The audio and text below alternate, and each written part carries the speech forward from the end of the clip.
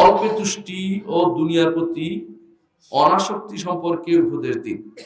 অল্প তুষ্টি এবং দুনিয়ার প্রতি অনাসক্তির একটা বড় ওষুধ হচ্ছে বেশি বেশি করে পিতামাতার কবরে জিয়ারত করা।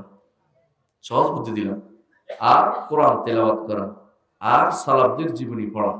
সালাফদের জীবনী পড়বেন, মহৎ ফানের সান্নিধ্যে বইটা পড়েন, বুঝতে পারবেন তারা কিরকম ছিল। সাহাবায়ে কেরামের জীবনী পড়বেন, সাহাবায়ে কেরামের জীবনী, তারা রসুলের জীবনী পড়বেন। এটা বললাম না, রাসূলুল্লাহ সাল্লাল্লাহু আলাইহি ওয়াসাল্লামকে আল্লাহ চাইলে কি করতে পারতো? উহুদ পাহাড়কে স্বর্ণে পরিণত করতে পারতো, কিন্তু উহুদ পাহাড় কি স্বর্ণ হয়েছে? রসুল কি নিছে? নেয় নাই।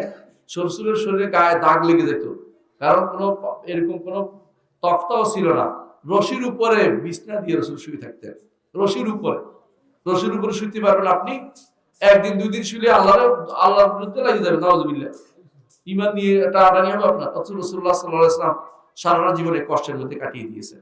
এই জন্য রসুলের জীবনী থেকে শিক্ষা নেবেন, সাহাবায়ে কেরামের জীবনী থেকে শিক্ষা নেবেন, এবং বেশি চিন্তা করবেন কবরের, যে আমি কবরে কিছু নিতে পারবো না।